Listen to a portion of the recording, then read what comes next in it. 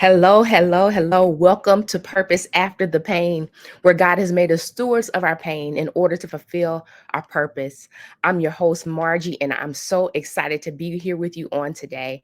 Listen, we have a great guest that's going to be with us today. But just to remind you of what Purpose After the Pain is this is a podcast where we discuss our infertility journey. And so I want you to tune in with us every week. We're going to have a guest every week that talks about their journey. Some women have experienced having a child. Some women have not experienced having a child, but wherever you may find yourself in your journey, my prayer is that you can still see that there's purpose after the pain. So I'm not going to belabor the time. I'm going to go ahead and bring in my guest for you on today, a special treat for us. And we're going to talk about, again, our infertility journey and just, again, allow you to be blessed and hear her testimony. So let me bring her on in. All right, all right. Hello, hello, hello. I'm so excited to have you here on today. I want you to go ahead. I did all the little introductions of myself. Go ahead and introduce yourself to the audience. Well, hello, my name is LaShunda White, and I am a friend of Margie's. And I met Margie about 5 years, 5.5 years ago. She started my sister locks, Yes. and I'm 5.5 years in. Yes, so excited. Thank you so much. And we're going to talk about it a little later. So I just want you all to know why I have her on here. Man, God just does amazing things. And one day in particular, I was doing her hair and started talking about my infertility issues. And that's what led us to having a conversation. And so, again, I'm not going to tell her story. I'm going to allow her to tell her own story. So let's just kick it off. Can you just briefly share with us your personal journey as it pertains to parenthood? Oh man, parenthood has been great. I have 7 kids, but I've birthed 3 of my own. But getting there wasn't so easy. I really did struggle with conceiving and trying to, have my children. Um, God saw fit for me to meet a doctor, and I'll tell you guys about that. But from the beginning, my friends, family members that was close to my age, they all were having children in their early 20s, mid 20s, and I wasn't. And I thought I would never have a child. It started out with me having really bad not tumors, but cysts, and then I had to have a surgery to have cysts removed. Um, so that it didn't stop there. I still couldn't conceive, and then finally, I want to say about 5 years after that surgery, I did conceive my first child. uh, in conceiving him, after conceiving him, I went through a tough time in the very beginning of the pregnancy where I had to take medication in order to hold him, in Mm. order to hold him. Um, and then, but I only had to take that medication for the first 13 weeks. And Okay. after that, then I was fine. And I had to do that with all 3 of my babies. I had to take the medication the first 13 weeks to hold them. So my question, had you gotten pregnant before? Had you experienced any miscarriages or anything, or you just couldn't get pregnant? I just couldn't get pregnant. God, thankful to God, I never experienced a miscarriage. Good. Okay. So tell me, it sounds like, did they diagnose you with PCOS or anything of that nature, fibroids, or it was just that they said you had cysts on your ovaries? They diagnosed me with PCOS. I had the tumors. Not the tumors. I keep wanting to say tumors, Lord. I had the cysts on my ovaries, Okay. and some was in my cervical uterus, and so on the walls of my uterus. So that's why I had to have the surgery to have them to remove those. And first they tried to give me medication for the ones that was on my ovaries to shrink them, but that didn't work. So I know you talked briefly of with all three pregnancies. And so before we go into your third, because I think that's too where I really want to dig into, but you had to take certain medications. Were your pregnancies difficult? With my very first child, so I met this. I was referred to this doctor. Um, don't want to really say his name on here, but I shared this doctor with you as well. So I was referred to a doctor here in Houston, and we started doing fertility medications. And that this was before my first child. We was doing the fertility. I was taking fertility pills, and still nothing happened. Um, had the surgery 5 years later, still nothing happened. Um, Finally get pregnant, had to take the drugs to hold the pregnancy, and then finally I had my child. But in labor, I had what they called, I'm trying to think of the name of it. I ended up having to have an emergency C-section because my the placenta previa is what it's called. The Okay. placenta was trying to come out before him. So that devil was trying to attack me all kinds of ways. He was trying to keep me from parenthood all kinds of ways, because placenta previa can um, be life threatening for the child as well as the mother. So, he tried to attack me all kinds of ways. And, my doctor caught it in time, and we went into emergency surgery. And thank God that I'm still here, and I had a healthy son. Amen. So my second pregnancy, I got pregnant right away. No issues getting pregnant that time. It, I got pregnant 18 months later because my children are a little bit over 2 years old. I mean, 2 years apart. My first son was 18 months when I got pregnant with the second one. Had no problems conceiving on that one. Um, but still, I had the issue where I had to take the medication for 13 weeks in order to hold the pregnancy. And then once I got past that, no issues. With that one, it was, I had a VBAC. Mm, I was told that I've always told, once you had a C-section, right. you have to keep having C-sections. So God saw fit for me to actually give birth vaginally. So I had a VBAC, which is called a vaginal birth after cesarean. As long as you go into labor on your own and you don't have to be induced, then you're able to have a VBAC. So that's what happened with me. With the second one. So the third one, um, I mean, they told me that, for some reason. Okay, so my third one, I'm trying to think here, is, let me see, my second son and my daughter are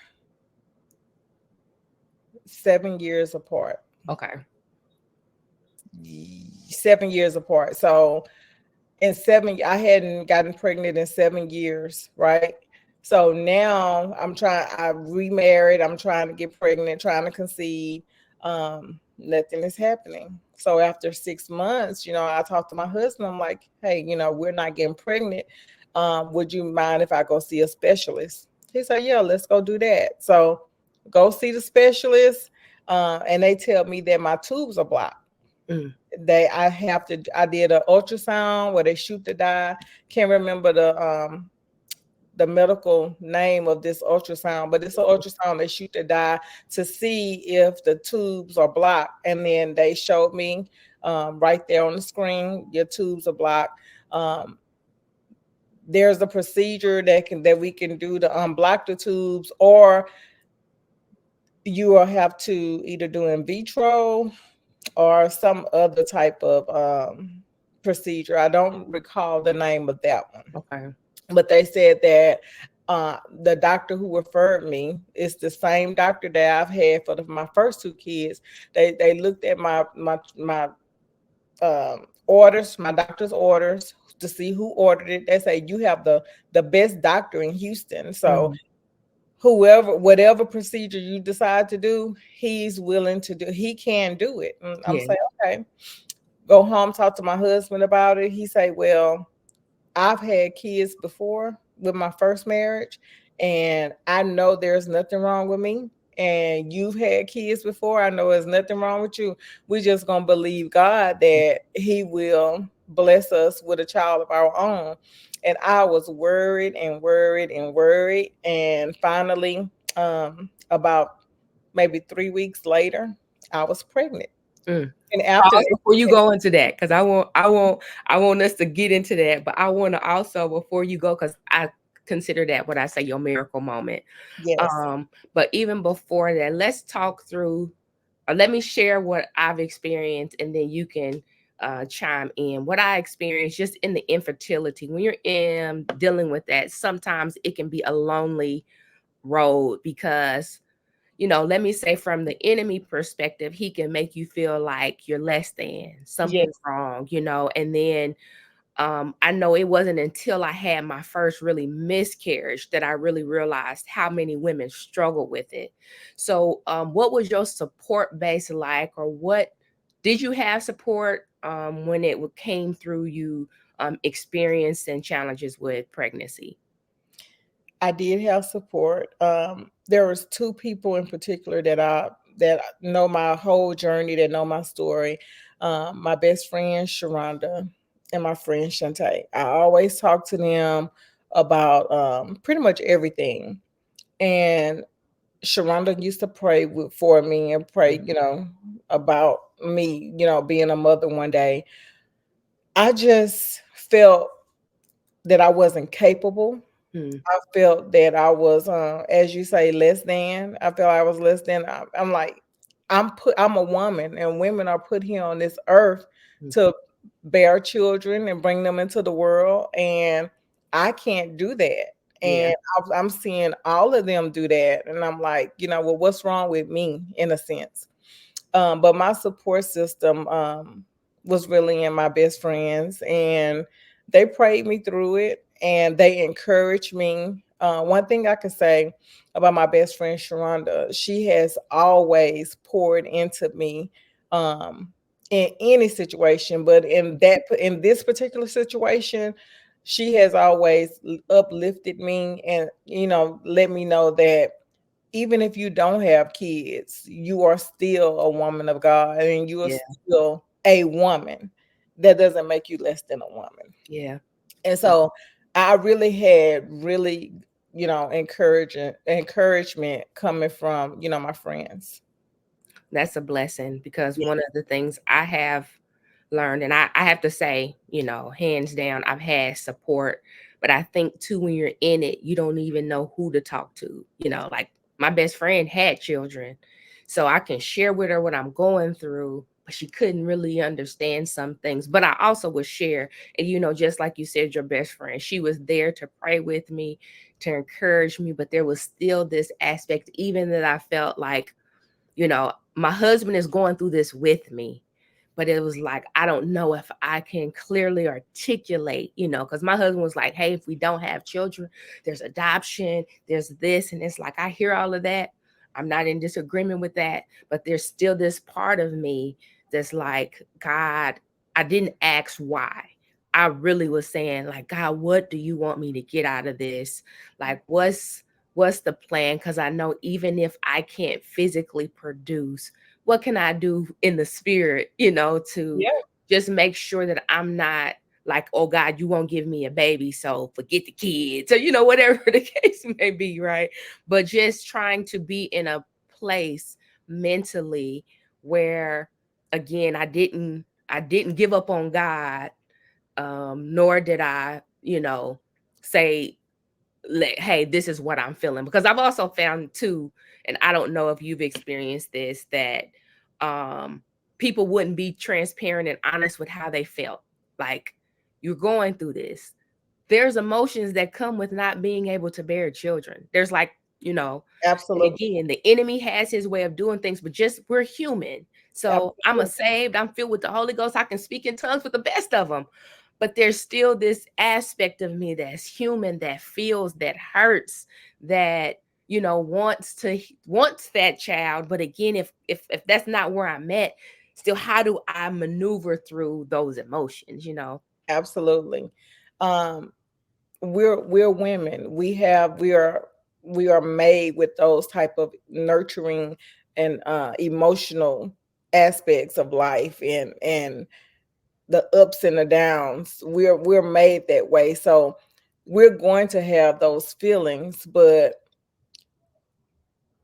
when I was going through, and having to be encouraged, I took on the role of like, if I can't have my own kids, I'm just gonna be the fun auntie. Yeah. And so that's where I was with it. I never Now I can tell you that there were times where I got depressed about it, when I would go to someone's child christening, or I'll go to someone baby shower feeling like, when is it gonna be my turn?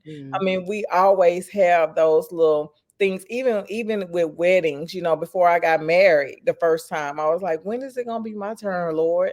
When is it gonna be my turn to be a mommy, and all of those things. Yeah. Um, so you do have that. And when I was going through the very first time before I conceived my first child, this was before social media kicked off. So, now they have all these support groups on social Hmm. media that you could be a part of, that you can share your testimony, share your story, share your pain, where people that get it, they've been through it, and they share that platform with you. They didn't have that when I was Yeah. going through it, where I could just let it out. You will find that some people, and I've heard this quite often, from if I would share that feeling with someone that wasn't really a part of my circle, or that really wasn't trying to uplift me, if I would share that and say, I want kids, or I want to be a mom, I would hear them say, girl, you're lucky. You better, because if how do I say it? You're lucky that you don't have any, because once you get them, you're not gonna want them, or Mm. once you get them, then you're gonna wish that you didn't have them, because they're on your heart. I mean, they're on your they're in your lap for a certain time, but then they'll be in your heart. And I'm like, well, what does all that mean? I know what all of that mean now, but this is my 7-year old. This is my baby, but um, yeah, I mean, those are just some of the things that I went through. Yes. So let me go, since she in the shot. Let's talk about the miracle, because I had the conversation with you and your husband, and he talked about the experience of you not realizing you was pregnant. So tell us about that miracle moment of you trying to, conceive and all of that. Okay, so of course, we were trying. Like I said, after 6 months, I went to a specialist. They told me that my tubes was blocked. So I thought that there wasn't hope. I'm like, oh my God, I have 2 children and I can't conceive on this one. Honestly, I thought once we agreed to have children, I thought it would be easy. He Mm. had kids. I done had kids before. And, you know, the second one was easy. So I'm thinking, okay, well, we got it. It wasn't. Yeah. After 6 months, I'm like, okay. So I go see the specialist. They tell me my tubes is blocked. One day, I was just in a moment. I was just really my husband and I wasn't on the same page, so to Mm. speak. Yeah. And I like to say that we was having heated fellowship. And so he said, well, do you want me to go get you a pregnancy test from the store? Because you just really haven't been your normal self. And so me, out of spite, I Yeah. said, in my mind, well, if you want to spend some money, go spend some money. So I said, well, sure, go buy one. And in my heart, I had no idea that I was pregnant. I had normally you have like an inkling of a feeling. You have that gut feeling that you may be pregnant. You just have a feeling. I had nothing, Mm, no type of feeling. So he goes to the store, he get a pregnancy test, and I'm like, he just being funny. And at first I thought he was being spiteful mm, because I thought he was trying to say that to hurt me because mm. we had just got the news 3 weeks prior that my tubes was blocked. Yeah. So I'm thinking he's saying they're trying to, be hurtful or out of spite. He brought the pregnancy test back. I took it. He went to sleep. I didn't take it right away. I took it later on that night and I left it on the kitchen, not the kitchen, the bathroom counter. And I fell asleep waiting on, you have to wait about so many minutes. I fell asleep waiting for the to see the results. Well, when he woke up the next morning, he woke up before me, went in the restroom, and he saw it on the bathroom sink. And so he came back in the room and he nudged me and I'm like, "What?" And he was like, "Wake up." And I'm like, "What?" He say, "When was you going to tell me you pregnant?" And I said, "What do you mean when I was going to tell you I'm pregnant?" He said, "That's what this stick say is 6 say you pregnant." And I say, "Really?" He said, "Yeah." So I looked at it and I'm like, "Oh my God. There is a faint line there." Mm, So because the line was faint, I said, "Well, let me buy another one." So at early later on in the day, I bought another one. That one, the line wasn't faint. It came right up. And I say, mm. "This can't be right." So then I later on at night, I bought another one. But this time I bought the ones that would say pregnant or not pregnant. They have Okay. words. And it actually said pregnant. And I say, "Oh, I'm pregnant." He said, "Don't buy another pregnancy test. Just go make you a doctor's appointment."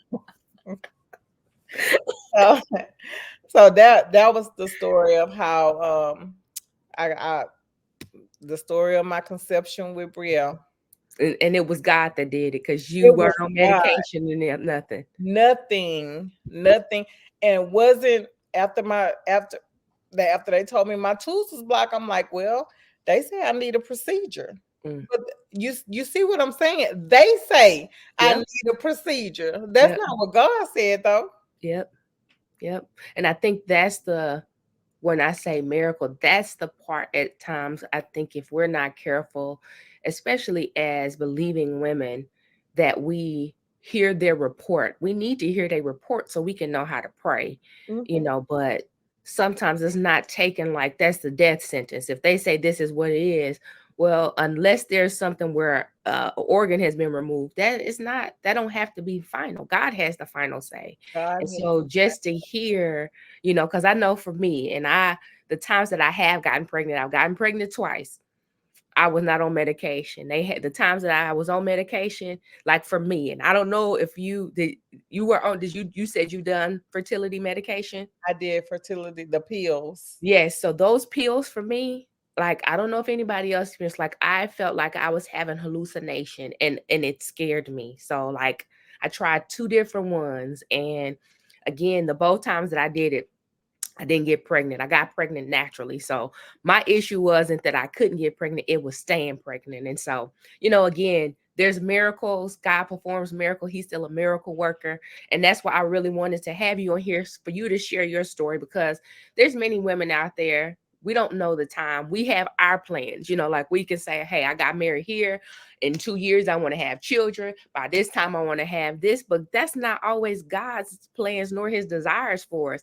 His Absolutely. timing is always perfect, right? Absolutely. I couldn't agree with you more. God is good and he will show up in the time that he's going to show up. And that's going to be the most perfect time.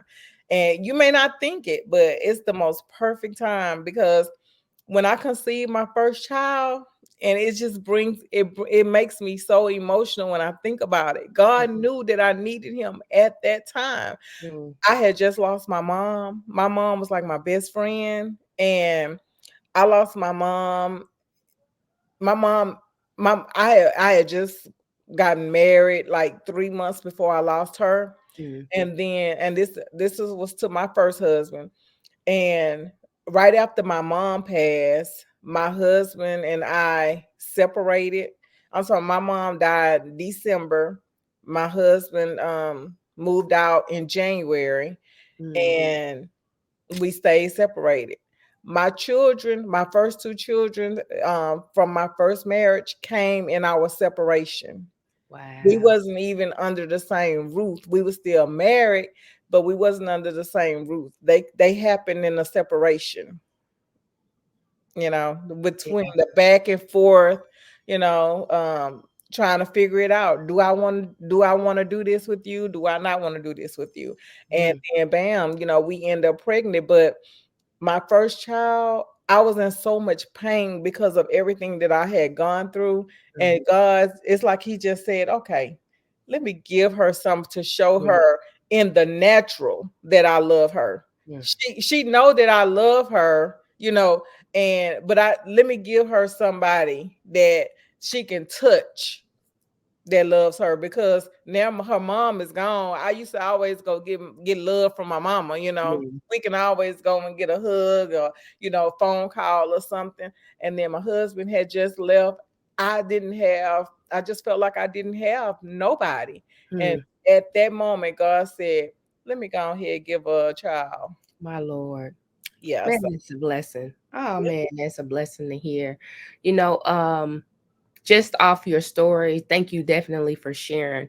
What words of wisdom, if you could give any woman that is maybe experiencing what you've experienced, what words of wisdom would you share with them? Mommy, someone rang and that was Emily. Can I play with her? I'm sorry. It's okay. Can you go ask Dad? I'm Sure. Thank you. This is about this is about parenthood, so it's understandable. Thank you. Sorry about that. But what I would like to share with someone who may be struggling or going through emotionally or mentally, um, dealing with the struggles of conceiving or even holding a child, know that you're not incapable. Know that you're still a woman. Know that even if God does not give you the opportunity in motherhood, that you are still someone to Him, that you are still able to give love in other ways. There's hold on. He said no. Because he's asleep. Okay, can you wait till I finish and then I'll take you over there? Okay. Thank you. Can I go tell Emily?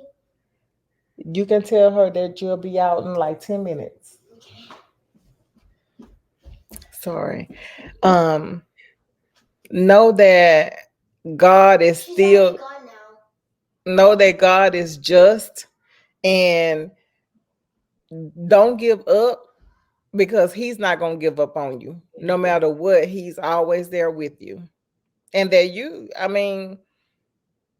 you're strong and God loves you, and just keep loving yourself. Don't give up on life.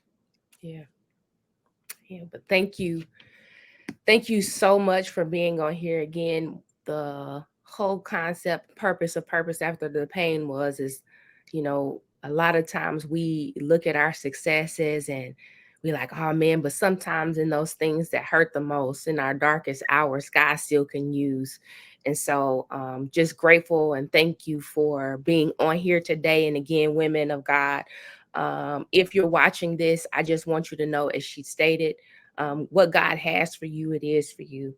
One of the things that I have learned is that He's sovereign, which means that God can do what He wants, when He wants, how He wants.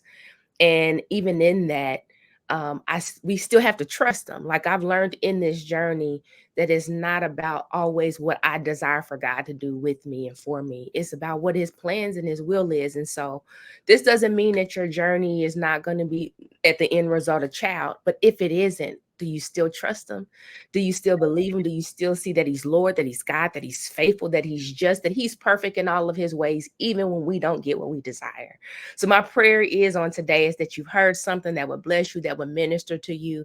And check out the website. Listen, look at what we have going on. If you need prayer, we want to touch with you. We want to connect with you.